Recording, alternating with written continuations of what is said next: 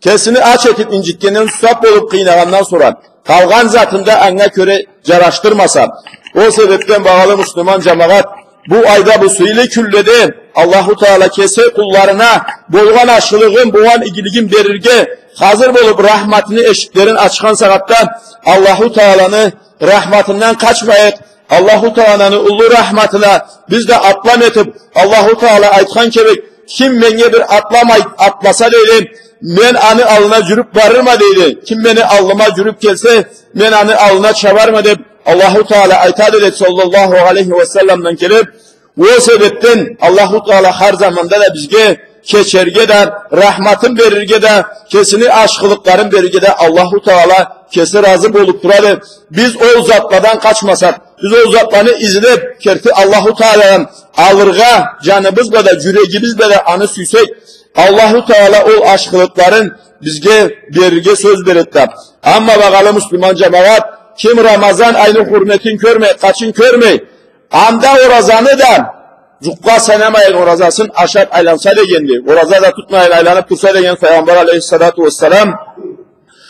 Ol adam dedi Allah bir aşkılıktan kuru kaldı dedi. Bütün ömrün ondan sonra orazana verilip dursa da dedi. Ol Ramazan ayını sansız etip aylangan küllerin dedi. Barısında tolu tinçlısıça kaytarıp boşaya almaz dedi.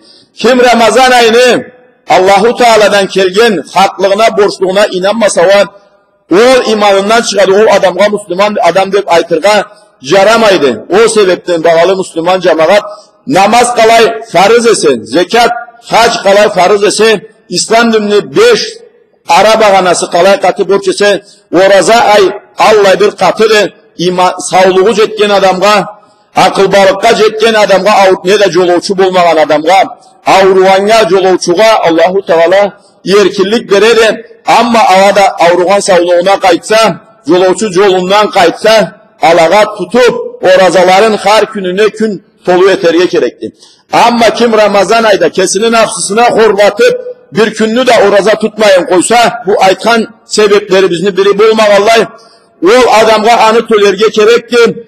Her gününe 60 gün ortaların bölmeyirli. 2 ayını ortasında bir gününü de imeyirli. Ma alay katı tölev saladır Allahu Teala Ramazan ayını sansız etip koyganga ana koyarga sebebi için nasip olmak Allah koyganga o sebepten bakalım Müslüman cemaat Allahu Teala'nın buyruğuna boysunayık Allahu Teala Kur'an ayetlerinde aytadı sizgem Allahu Teala bununla kıyıllık ne incu izlemeydi dedim Allahu Teala bunu üsüble izleydi dedi sizge kesini aşkılıkların verirgeli Allahu Teala'nın bergen sözü ol haktı. Allahu Teala'nın sözü buzulmaydı. Allahu Teala'nın bizge berge hazır etken aşkılıkların alırga bari bizge de Allahu Teala kesin nasip etsin. Allahu Teala bari bizge de bu ayda birbirimizge de razılık verip birbirimiz de ortada razı olmayı kurbanbar etsin.